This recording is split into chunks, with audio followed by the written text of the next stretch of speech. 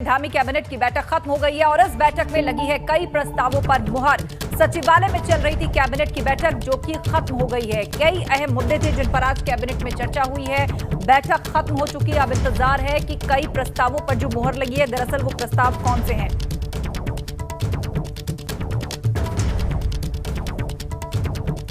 चलिए आगे बढ़ते हैं, अगली खबर का रुख करते हैं। उत्तराखंड में बिजली कर्मचारी 14 सूत्रीय मांगों को लेकर हड़ताल पर चले गए हैं। बिजली कर्मचारियों ने अनिश्चितकालीन हड़ताल शुरू कर दी है। रामनगर और देहरादून दो जगह की तस्वीर इस वक्त आप देख रहे हैं। बिजली कर्मचारियों की हड़ताल की वजह से प्रदेश में बिजली आपूर्ति पर भी असर पड़ सकता है।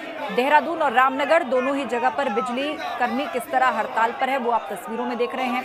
आधी रात से ही वो हड़ताल पर चले गए हैं। उनकी 14 सूत्रीय मांगे थी जिस पर सहमति नहीं बन पाई।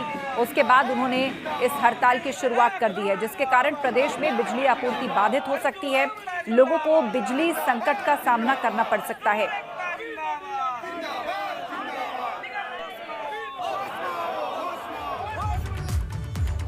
उत्तराखंड में बिजली कर्मचारी 14 सूत्रीय मांगों को लेकर हड़ताल पर हैं। उन्होंने अनिश्चितकालीन हड़ताल को शुरू कर दिया है। राजधानी देहरादून में भी बिजली कर्मचारी हड़ताल पर है। उनकी हड़ताल की वजह से राज्य की सभी जल विद्युत परियोजनाओं से मिलने वाली बिजली हड़ताल के चलते ठप है।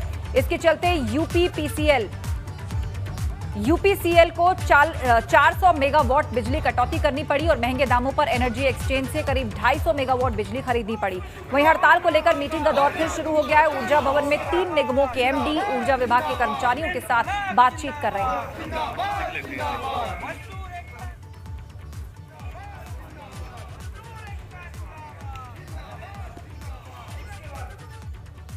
रामनगर में भी बिजली विभाग के कर्मचारियों की हड़ताल है। 14 सूत्रीय मांगों को लेकर विद्युत कर्मचारियों ने हड़ताल शुरू कर दी।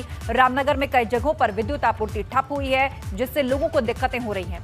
कर्मचारियों का कहना है कि 4 साल पहले सरकार से उनका जो समझौता हुआ था, आज तक उस पर कोई सुनवाई नहीं हुई है।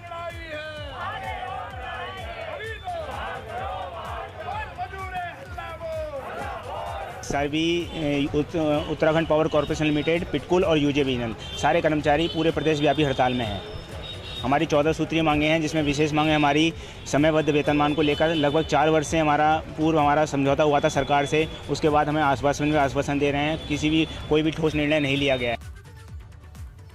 देहरादून से बड़ी खबर, कर्मचारियों की हड़ताल को लेकर मीटिंग चल रही है। एमडी, यूपीसीएल और ऊर्जा कर्मचारियों की यह बैठक है। बिजली विभाग के कर्मचारियों को लेकर यह मीटिंग है और उन्होंने मांगे नहीं पूरी होने तक हड़ताल पर रहने का अल्टीमेटम दिया है। बिजली विभाग के कर्मचारियों को लेकर इस वक्त यह बैठक चल रही है।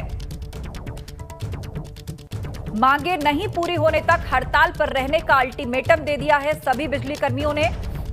14 सूत्रीय मांगे हैं और अब उन्हीं कर्मचारियों की हड़ताल को लेकर देहरादून में मीटिंग चल रही है। एमडी, यूपीसीएल इस बैठक में मौजूद है। कर्मचारियों की हड़ताल को लेकर एमडी, यूपीसीएल और ऊर्जा कर्मचारियों की बैठक इस वक्त चल रही है।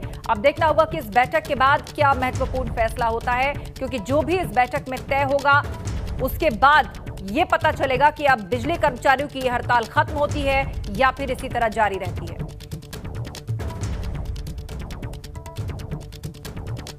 और अब मौसम से जुड़ी हुई खबरों का रुख करते हैं। उत्तराखंड में वैसे तो मौसम कई दिनों से बदला है, मगर मौसम विभाग ने एक बार फिर से 27 जुलाई तक 5 जिलों में मौसम का रेड अलर्ट जारी किया है।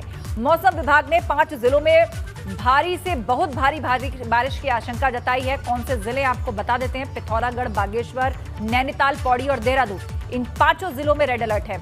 जबकि पूरे प्रदेश में 30 जुलाई तक बारिश जारी रहेगी और उसकी वजह से प्रदेश में कई सड़कें पहले से बंद हैं।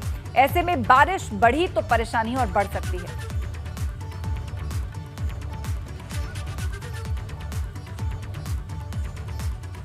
विकासनगर में बारिश की वजह से आम आदमी की जान आफत में आ गई है। लोग उफनाती नदी को पार कर रहे हैं। ये तस्वीरें अमलावा नदी की हैं, जहां पर लोग देखिए कैसे नदी को पार करते नजर आ रहे हैं। दरअसल नदी के पार करने वाले इलाके में जाने के लिए कोई पुल नहीं है।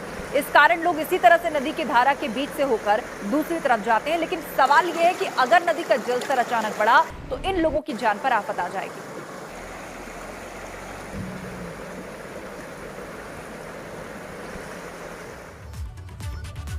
अल्मोड़ा के लिए मौसम विभाग की भविष्यवाणी सटीक साबित हुई है। यहां पर रुक रुक कर बारिश हो रही है। हालांकि रिमझिम बारिश से सब्जी उत्पादन को नुकसान पहुंचा है। वहीं नदी नाले उफान पर होने के चलते जिला प्रशासन ने भारी बारिश और आपदा से निपटने के व्यापक इंतजाम किए हैं।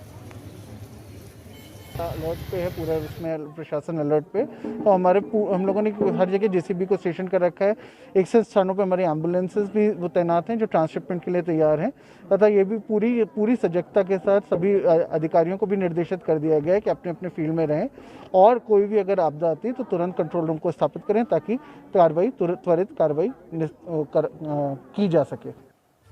देहरादून सेलाकुई के 60 उद्योगों को नोटिस देने के मामले को उद्योग मंत्री गणेश जोशी ने गंभीरता से लिया है। गणेश जोशी ने कहा कि उद्योगों का किसी भी कीमत पर अहित नहीं होने देंगे। आपको बता दें कि सेलाकुई के 60 उद्योगों को विकास नगर प्रशासन ने जमीन मामले पर नोटिस दिया है। इसके बाद से उद्योगपति नाराज दिख रहे हैं। राज्य गठन के बाद उद्योग की स्थापना के लिए राज्य सरकार ने कई जगह जमीन आवंटित की थी, जिसमें सेलाकुई स्थित पट्टे की जमीन भी शामिल है। सरकार ने जमीन को फ्री होल्ड कर उद्योगों के लिए दिया था। इसके लिए बाकायदा रजिस्ट्री भी करवाई गई। मामला हाईकोर्ट गया। इसके बाद हाईकोर्ट ने यूपी जमींदारी उन्मूलन एक्ट के तहत जमीनों का आवंटन निरस्त कर दिया। इसके बाद उद्योगों को नोटिस दिए गए। मामला सरकार के संज्ञान में था। गणेश जोशी ने डीएम को निर्देश दिए कि मामले की गंभीरता से जांच कर उद्योगपतियों को सहयोग किया जाए। जिलाधिकारी से बात की थी और उसने कहा कि हमें वैसे को भेजिएगा और मैं इसका कुछ हल निकालूंगा, लेकिन मुझे भी जानकारी मैंने डीएम से ली कि ये लोग उनसे नहीं मिले। लेकिन मैं विश्वास के साथ कह सकता हूँ किसी भी इंडस्ट्री को मरने नहीं देंगे, क्योंकि इंडस्ट्री से जहाँ हम कई लोगों को रोज़गार दे रहे हैं, वहीं जीएसटी के रूप में, कर के रूप में सरकार को पैसा मिल रहा है और उनकी चिंता करना मेरी जिम्मेदारी है उद्योग मंत्री के नाते। और मैं एक बार फिर इनसे बात करके इंडस्ट्री के लोगों से बात करी और जिलाधिकारी से बात की मीटिंग कराकर उसका समाधान निकाला जाए। और आपको बताते हैं कि आखिरकार ये पूरा मामला क्या है। राज्य गठन के बाद सरकार ने सेलाकुई में खसरा नंबर 323 पट्टे की जमीन को फ्री होल्ड के रूप में अधिसूचित किया था, जिसमें कई उद्यमियों ने जमीन खरीद कर उद्योग स्थापित किए। अब प्रशासन का कहना है कि गलत तरीके से पट्टे की जमीन फ्री होल्ड पर उद्योगों को दे दी गई, जिस पर प्रशासन ने उद्योगों को नोटिस दे दिया। उधर औद्योगिक संगठनों का कहना है कि सरकार की अनुमति के बाद ही उद्यमियों ने जमीन खरीदकर उद्योग लगाए थे। बाकायदा उद्योगों के नक्शे पास होने के साथ ही जमीन की रजिस्ट्री कराई गई। यहां तक कि साल 2003 में इस खसरा नंबर पर स्थापित उद्योगों को केंद्रीय औद्योगिक स्कीम के तहत छूट का लाभ दिया गया। दिल्ली से नैनीताल घुमाने के नाम पर पत्नी को लेकर आए पति की निशानदेही पर पत्नी का शव बरामद कर दिया गया है। सितारगंज निवासी शख्स ने दिल्ली में युवती से शादी की। रिश्ते खराब होने पर उसे नैनीताल मार्ग के सुनसान क्षेत्र में लाकर ठिकाने लगा दिया। पुलिस ने शव को कब्जे में लेकर पोस्टमार्टम के लिए भेज दिया है। 15 जुलाई को मृतक महिला के परिवार वालों ने उसकी गुमशुदगी की रिपोर्ट दर्ज करवाई थी।